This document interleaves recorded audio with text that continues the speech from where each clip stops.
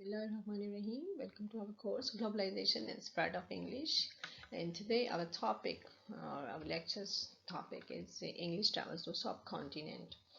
So we will discuss what are those circumstances by which English entered in the subcontinent by British.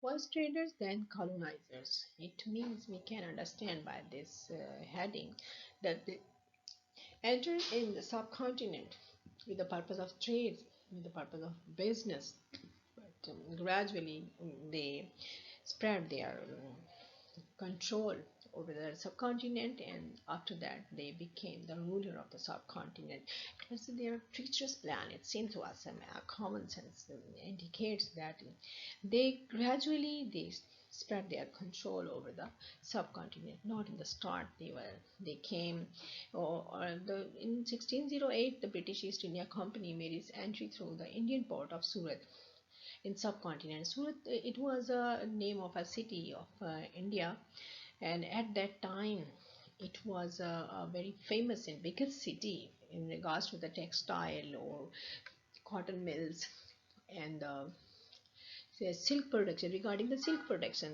it was very famous and biggest city at that time, and any resources they used any resources to find out the exact place from where they have to start their business or their trade. So they reached over there in Surat, and they got permission from the King Jahangir at that time, who was ruling subcontinent. And in 1615, Thomas Rao, one of the members, approached the ruling Mughal Emperor Jahangir to get permission, and then they were allowed. And according to some reports, there were two ambassadors of King England, Thomas Rao, and next was Captain Hawkins. But according to some reports, only Thomas Rao was the only members approached the ruling Emperor Jahangir. So they entered India with this plan that they must do their business over there, because they gotten some information, maybe anyhow they gotten some information that was the best place to start their business. So as Surat was at that time the Surat city of India, it was very famous, and it was the biggest city regarding the production of cotton and silk, and there were cotton mills also. So they found the right place at the right time. To monitor the activities of the company, the British government appointed the first Governor General of India, Warren Hastings, and who laid the administrative foundation for subcontinent for the subsequent British Association. What were those activities? Then all the activities regarding their rule, regarding missionary purposes, or regarding their administration, they was monitored by a General of India. The East India Act of 1784 was passed to dissolve the monopoly of the East India Company and put the British government in charge. And it was after a long time then the act was passed, so that the monopoly and hegemony of East India Company and put the British government in charge. They were ruling the local community at that time. British first established trading posts in India in order to purchase the spices. So they also knew, and they also got information anyhow that the spices, regarding the production of the spices, India was the best place. So that's why they moved toward the India and subcontinent, because there was a great demand regarding spices in Britain and Europe. They were also, all people over there, they were demanding regarding this productions. They destroyed local handlooms industry. They developed their own economy, as it was their basic agenda. The basic agenda was there to set up their factories, they start their business, and they wanted to develop their own economy, and they wanted to get more and more wealth from India. So that's why they were pre-planned, and they did some sort of strategies by which they the handloom weaver. They were weaver in India, in Surat, as it was the greatest center for the silk and cotton production. So they were weaver, and they were doing their job at domestic levels or small industries that they have started at their homes, or maybe there are some they were working in some factories also. So it was their main production, the cotton and the silk and the textile. In textile um, they were giving a large production at that time. So what the British did, they in the start they took the raw material as cotton and silk. They took the raw material and to went over there to Britain, or took the raw material to Europe, and after that they prepared some productions, and after that by, some more productions were made by those raw material and brought in the subcontinent back, and they sold their products with triple rates or with high prices. But in the start, when they purchased raw material, that was on the very low prices. But when they uh, brought their productions from Europe, and then they sold those productions with high prices. So in this way, they were very the local people of this industry, they were too much disturbed, and finally and gradually and finally they left these jobs, and they went to do agriculture, and they left this job. In this way, there was a great destruction of the handloom industry by the British Empire, British rules. The golden bird became an importer from exporter. Before it was exported, and then it was became imported. Golden bird is called the Sone ki chidiya. India was, or a subcontinent was called Sone ki chidiya, golden bird. And it was in the start as it was exported, but when British came here and they did their planning, they did their strategies, and they destroyed the local handloom industries, they became important. Same way the economy came down in the world exports, the share, the India fell down from 27% to 2% only in the world economy. 23% came down on 4% at the end of the British Raj in 1947. Imperial rule destroyed Indians' local handloom industry to fund its own industrialization, because they wanted to develop their own economy, they wanted to develop their own industries. So that's why they did this act deliberately. They wanted to destroy the Indians' local handloom, and they did. India became one of the major cotton exporters to the UK. The raw materials from India were taken to the UK, and the finished products were sent back to Indian markets and other parts of the world, leaving the Indian handloom industry in shambles and taking jobs away from the local weavers. Here you can see the image of the handloom industry and silk industries that was in the highest peak, and they were giving the highest productions in the city of Surat and other surrounding areas. The British East India Company primary concern was trade and commerce rather than religious activities. In the start, they didn't mention, and they didn't do even, they were just concerned about their trade business or trade missions. C.V. Firth commented that the company initially did not combine commerce and Christianity, as its religious interest was secondary, but it was not reluctant in preaching activities. So it was not their primary, it was not included in their primary agenda, but anyhow they were doing this one, and they were not reluctant to convert the local people into Christianity. They continued their activities related to preaching or preaching Christianity. In 1823, Christian missionaries were given freedom for work without license by the British Parliament in India, yet the officials were indifferent.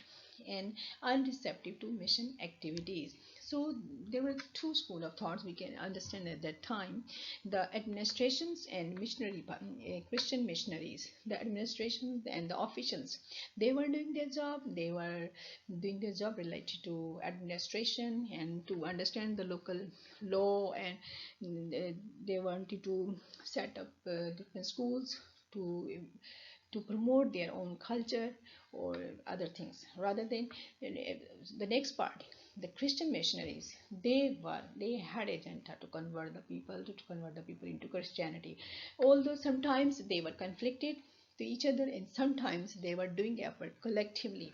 So we can understand all both parties were doing their own job. Missionaries were doing their job to preach the local communities, and the administrations was related to doing other alterations and modifications in the subcontinent related to education and etc. Other sorts of things were being done by the officials. Next, the Christian missionaries identified the superior political power and culture. The gospel they presented in the religion they introduced was a new religion to the Indians. As such, instead of transforming the existing social system, their convert rather joined the new society. Asia has the worst record of success in mission, and India had all-time lowest percentages of Christians. Although the Christian missionaries were involved in preaching the Muslim and trying to convert the local communities, but they were not very much successful in this regard.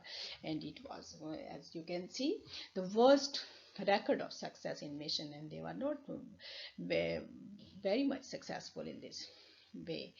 Uh, and maybe they were success to convert some. There are some reports according to which we can understand that maybe there were some Hindus who converted to Christianity. But as Muslims are concerned, there were and there was, I think, there was no such cases that we can see that the Muslims were converted to Christianity. So in this way, their mission was failed. The missionary purpose was not successful enough according to their activities or according to their efforts and endeavor. Apart from this, missionaries mainly concerned with using educational institutions to give training to local people, to give training of the religion or religious activities to local people. Missionaries preach the Christian message with a struggling mind, and intentionally and unintentionally, the missionaries imposed their Western culture and tradition upon the people to whom they preached the message. They tried to convert the heathens, and once they converted them, they had to abandon their culture and religious and embrace Christian's culture, which looked foreign to the people of India. As they after converting the people, it was their demand that they must practice Christian religion uh, completely, and they want that they must live there.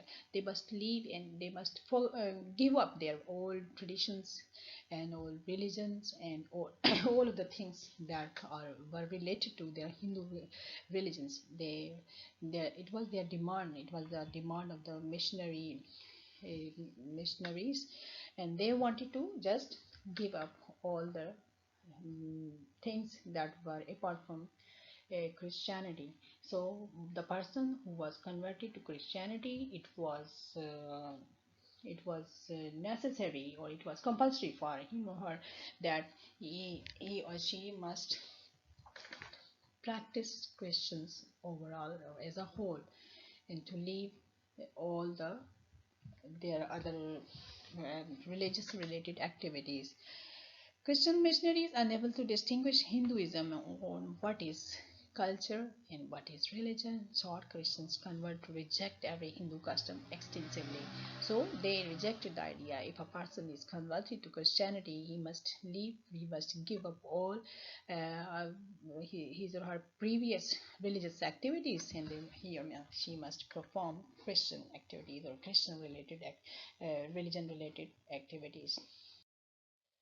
British stepped forward by making its colonies to launch English language in all over the world, including subcontinent by its threefolded agenda, as we are discussing already.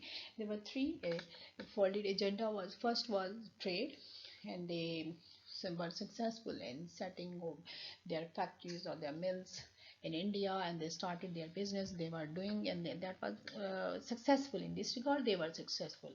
Whereas the missionary purpose, they were not very successful in this regard. They had to face a lot of difficulties related to their missionary activities, and the local people were not easily convinced by their missionary or by their missionary activities.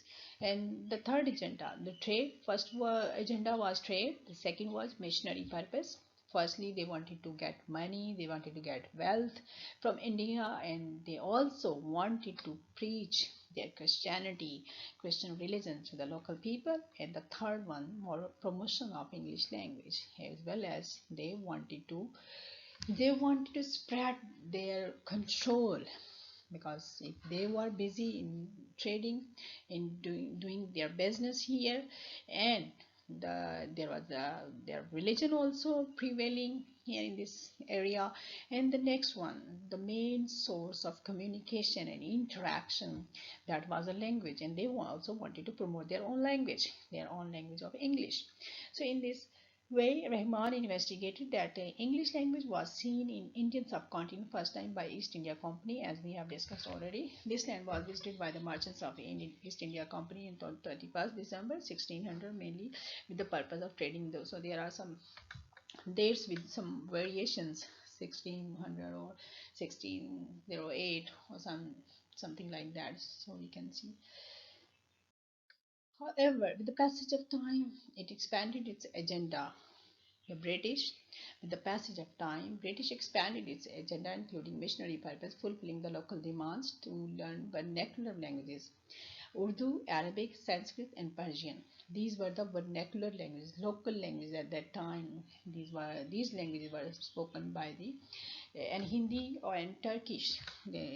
Those two more languages were also spoken at that time: Urdu, Arabic, and Persian. This was related. These languages were related to Muslims community, and the Sanskrit and Hindi. These were the spoken by Hindi community or Hindu community.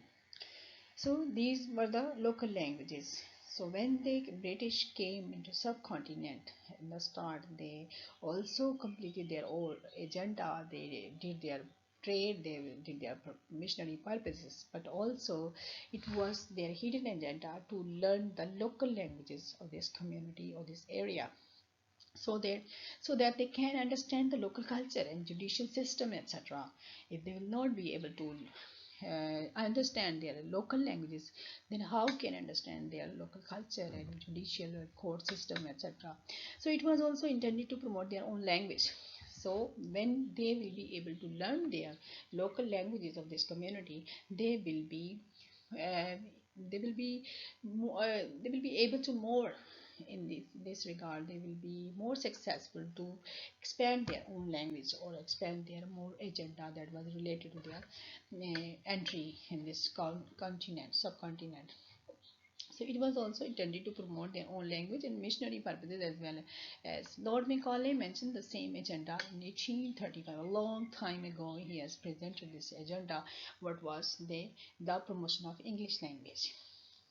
And it will not be wrong to say that the Lord Macaulay was important figure, and he is considered the main figure in related to promotion of the English language in subcontinent. As you can see here, Lord Macaulay's plan is, he was saying, or maybe you have heard these wording, this special wording of Lord Macaulay's before this. What was his plan? It was his plan: it is impossible for us with our limited means to attempt to educate the body of the people. So there are many people, a large community of the people. It's not possible for us to teach each and every person of this community. So we must at present do our best to form a class which may be interpreters between us and the millions whom we govern. So there must be there must be a translator class. There must be a, in the center there must be a class from the British and from the local people or common people. There must be a class who could govern, who could translate our intentions and who could translate our agendas to the common people. A class of person, Indian in blood and color, but English in taste and opinions, in morals and in intellect. So, to that class, we may leave it to refine the vernacular dialects of the country, to enrich those dialects, though the vernacular or local languages that were being used by the local people, they wanted to refine, they wanted to change it, they wanted to alter the dialects, not only the dialects, they wanted to change the languages also. They wanted to replace the language from local to English language. So, it was their effort. So, according to Lord Macaulay, to that class we may leave it to the refine the vernacular dialects of the country, to enrich those dialects in terms of science borrowed from the Western nomenclature or Western terminology, and to render them by degrees fit vehicles. That class must be fit vehicles for conveying knowledge to the great mass of population. And next, Macaulay rejected the vernacular languages by saying that the learners of these languages were unable to get any valuable and respectable earning for them, and that stipend breed class students were awarded scholarship for learning vernacular languages was unable to earn decent living for them, because it is the history of the Muslims that they had 100% literacy rate, and there was no illiterate people at that time. And so they, because they were very fond of learning and knowledge, so they teach, or they used to teach their young generations or to the local languages.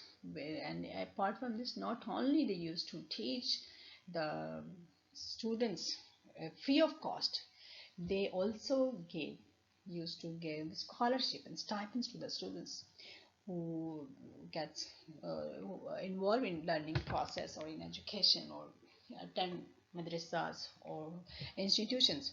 So when British came here, they gave the notion that there must not be given any scholarship or must not be given any stipend to the students, and they must stop to learn the vernacular languages because they are not of any use, and they are misfit. They cannot fulfill the demand of the present time. So they gave the notion that this process of teaching the vernacular language, local language, must be stopped, and instead there must be English language must be launched, and they must pay for them. They must pay fee and etc.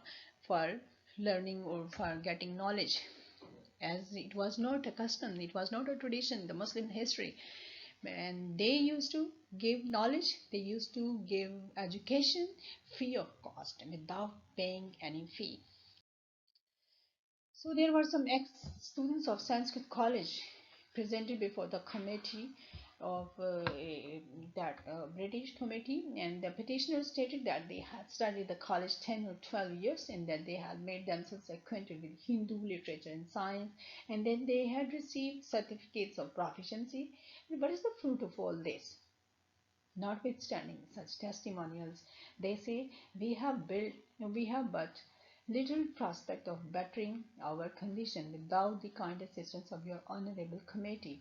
The difference with which we are generally looked upon by our countrymen, leaving no hope of encouragement and assistance from them. They said that the students, the ex-students of Sanskrit College, they said that now we must be given some sort of minor jobs, as we are now educated, and we are different from our country fellows, and we are in the group of educated people. So we are not having any jobs. So we request you to give us, to grant us some minor jobs, not a very good job or a highly paid job. So they demanded to give them employment. Macaulay exhibited the supremacy of their literature and emphasized the most useful, the best option for native Indians was just to learn English language. He proudly said, I have never found one among them who could deny that a single shelf of a good European library was worth the whole native literature of India and Arabia. He presented his report while criticizing local language and said that those languages were not equipped with the modern demands, so English should be taught to the native Indians in place of their own local languages. For the Indian subcontinent, or in regards to the promotion of English language, we can understand there are some important dates. There are 5 dates in the last 2 centuries: 1835, 1857, 1885, so 1910 and 1947. There are 5 days that are remarkable in the history of Indian subcontinent and mark the beginning and the end of the important political, economic, literary phases, also in terms of the status and level of spread of the English language.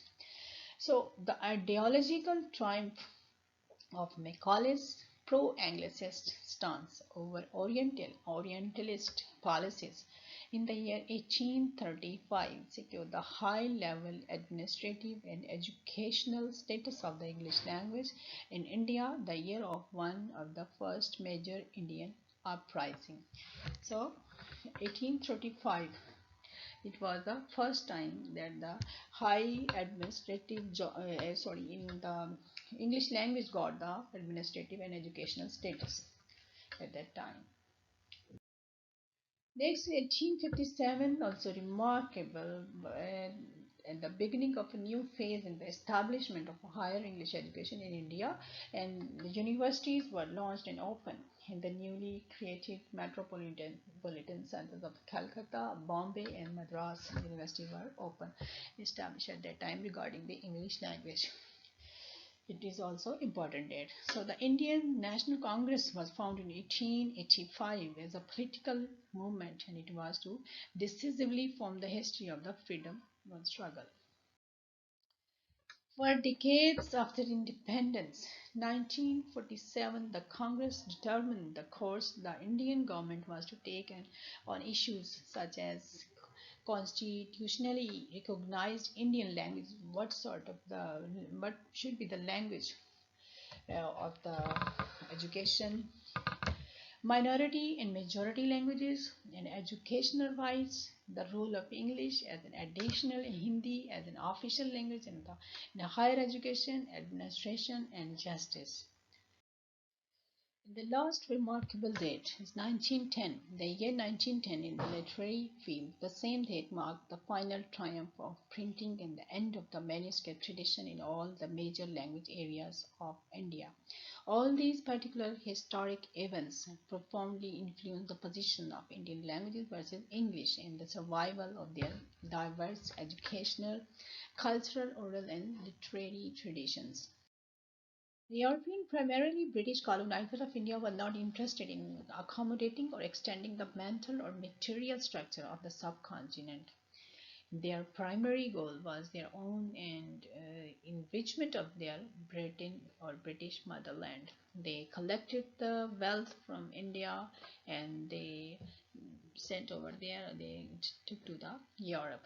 That was their basic agenda for their own economic benefits, and because it was beneficial to divide the people. There must not be unity among the masses or among the local people, so that they could continue their activities, and they continued their rule over India. So for their own economic benefit and in order to keep the resistance of the oppressed population at a minimum, they consciously initiated the ideological divisions within Indians' pluralist society.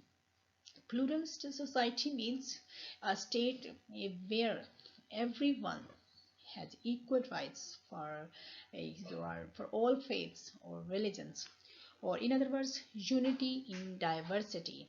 Or we can understand this term pluralist society. A society combines ethnic contrast As you all know that at that time different people of different religions were staying over there, and they were Muslims and Hindu have spent many years with them all together without any conflicts.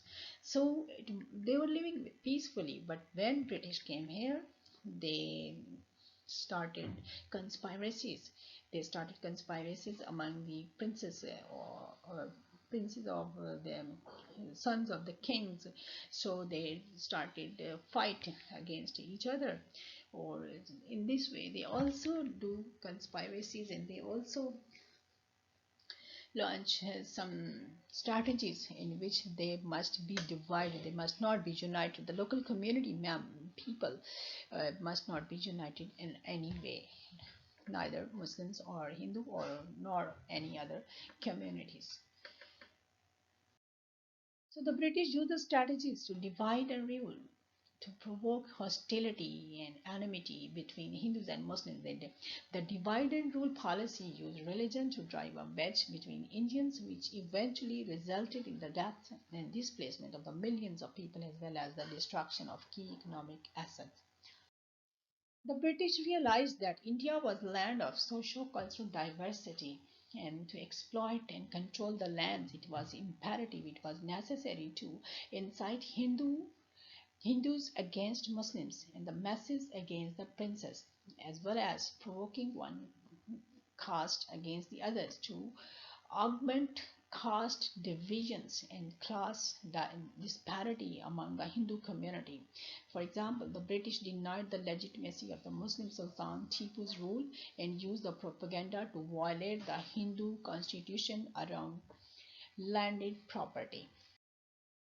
From the colonial period onwards, the medium and the instrument for such universalist messages have been the Western European languages, their science, their economics, their education system, their literature, and their ideologies.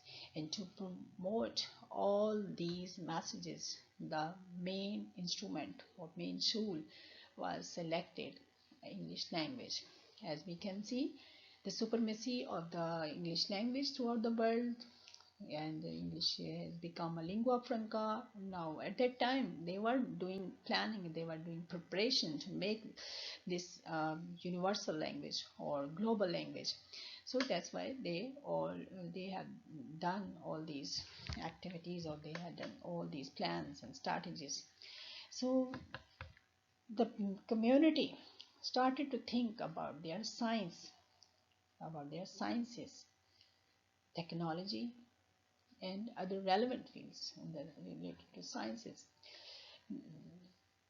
British were giving some new notions to the world, to the people of that land, and economics as well as education system. Still, we have such sort of impact of colonialization.